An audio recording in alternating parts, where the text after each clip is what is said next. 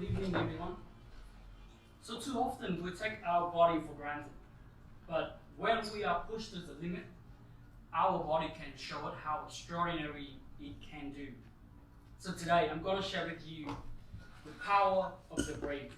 So it's located on top of our spine, raised a 3-pound tissue muscle that controls everything, and it steers our life when we are pushed to the limit. The story happened when a French explorer, having a one-day exploring the cave under the ground by himself, and then experienced a sudden accident which trapped himself 15 yards deep into the cave, the maze of caves.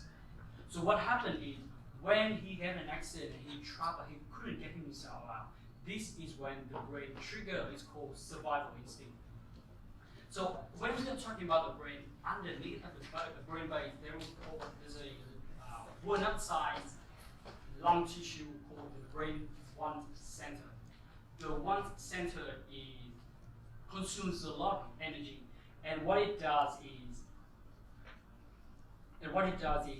it responds to all the body's need in terms of nutrition. But when you are talking about the brain wants, it have all the scientists yet to know what is main function, but above all, it wants to feed. It wants to feed the nutrition to our body to function effectively.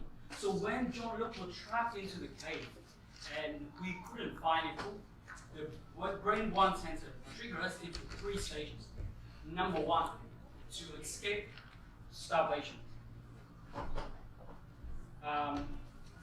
The brain itself, the brain one center trigger a chemical called orexin. So it triggers us to find food to eat, and when we cannot find anything, we just have to eat anything to avoid death. And in this case, the orexin triggers John Luke to scout the cave and look for food and look for water. But after 3 days, he couldn't find any food except water.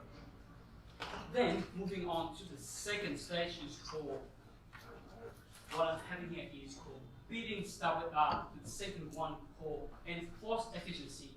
So we couldn't find any food to eat, but the only thing we could find was water to sustain ourselves. The brain one centers allow us to slow down and to force our muscles to perform more efficiently. How?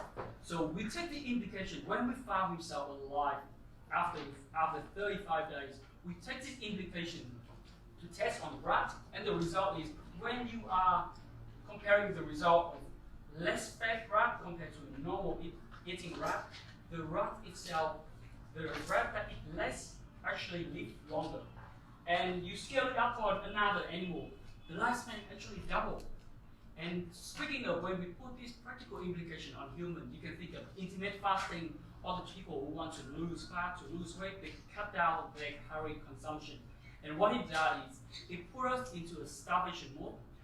It helps us to reserve the energy and use it more efficiently. And when we are comparing the results of actually we are testing on ourselves without any scientific approval, confirmations, the result proven that the heart of the people who are enduring this test is actually rejuvenating at least 10 to 15 years. And some other cases reverse the aging process. But this so-called enforced efficiency at the moment was helping John Luke to stay alive. After 3 weeks, he couldn't find anything to eat, and it's more than his slow metabolism could stand. The last phase triggered this brain triggered the last one called the desperate plan. It triggered the brain to signal the liver to release the chemical, to consume fats, to consume the tissue itself. Just want to say, to eat yourself. So when the brain triggered the liver to release the chemical, which actually broke down all the energy in the fat tissue, now moving on to the muscle tissue line. So when you are relating to this reality, we often lose, if we don't eat anything, we will lose fat first, then protein.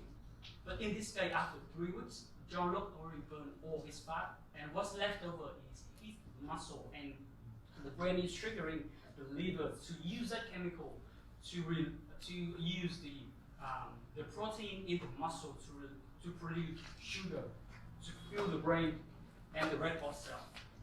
And it's so harsh that the brain actually sanctioned the heart tissue just to sustain its operation, which is for the blood cells and for the brain to function. So the scientists has proven that other normal people, we have like 130,000 to 160,000 calories worth of energy in fat, stored in fat, but only 54,000 was stored in muscle. And when we consume more than 50% of that particular muscle, the game is up, which means that the first 50% is compatible to produce sugar, but the other 50% is not compatible to life. So when the brain, in this particular John Luke case, the brain will actually execute a high-risk plan. And as a result of that, it paid off handsomely. 35 days later, the researcher actually found himself 200 yards away from the cave now.